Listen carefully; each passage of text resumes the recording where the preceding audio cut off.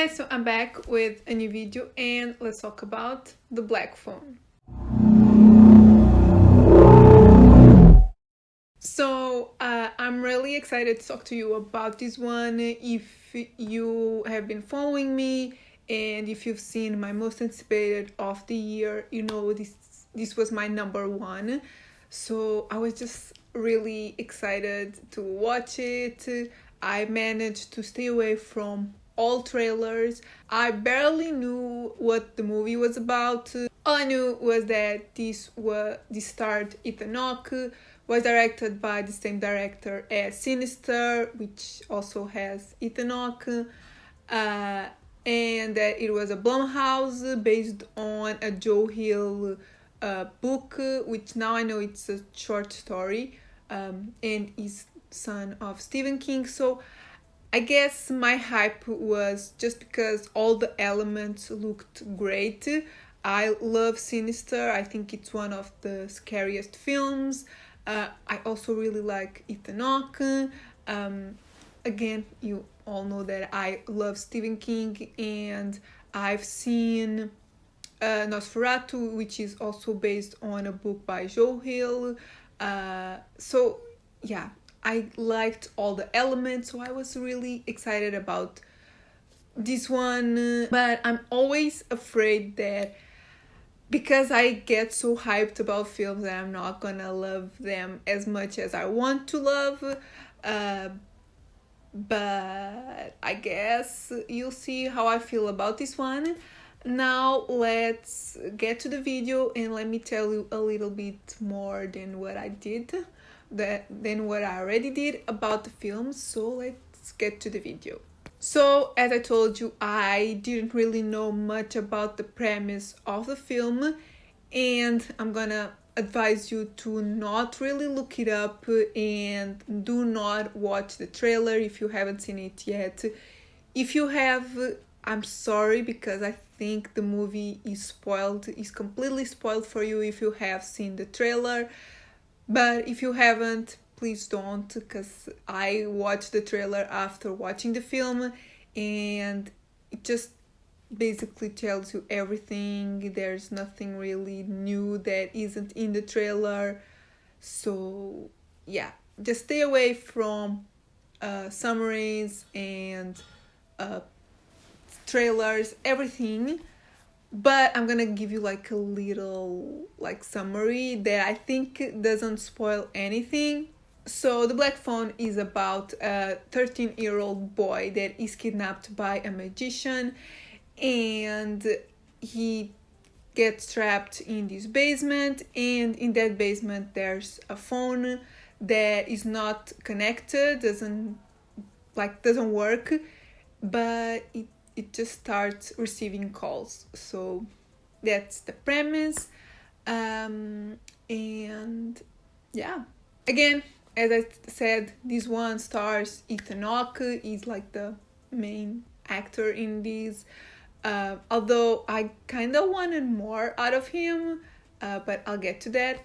But it also stars Mason Thames, who is the little boy.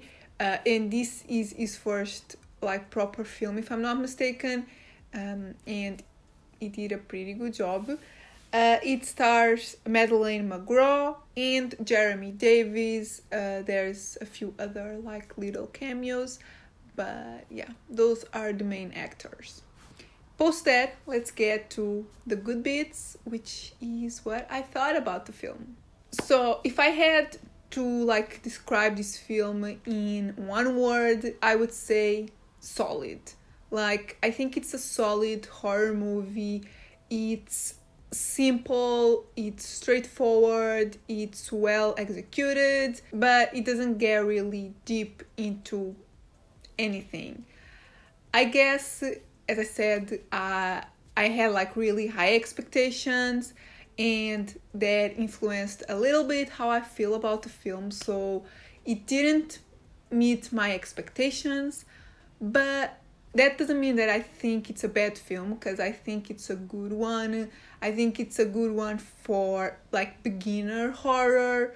There's not a lot of scary stuff in this. Like, the scariest thing about the film, I would say, is the tension building, because this boy is like trapped in this basement, and you really feel for him. And with everything that happens, I'm trying not to spoil anything, but like, the tension really gets you, and you are afraid for this boy. When it comes like to jump scares, this one doesn't really have a lot of jump scares, which I liked. It has a few gory moments which were surprising to me. However, none of those things really capture like an atmosphere. That's what I think the film needed more like creepiness, could use a little bit more gore, like pushed it a little bit further. And that's why I think this is a good beginner horror movie. There's a little, like a few hints of blood. There's like one or two jump scares, and it's like a little bit creepy. There's a like tension building, but it's not like super scary. So I think it's a good one for people that aren't really into horror, or just like kids that are starting to get into horror. So that's a little bit exciting. As for the actual story of the film, I felt like it was a little bit lackluster, and there were a few things left unexplained. Like, it's a simple story, and I think you kind of get where it's going pretty soon, so it's not super surprising or anything. That's why if you watch the trailer, you already know everything, because it's not really different. I think you can guess where it's going pretty soon in the film, so you shouldn't really watch the trailer, because I guess if you do, you already know where it's going, like, definitely. So because it's really simple and sort of like predictable, there aren't really surprising moments, like really surprising. There's no really plot twist. I guess there's one, but I guess that one pretty soon. And I feel like we don't get the motives of the bad guy. We don't really know why things are happening, where all of this is coming from.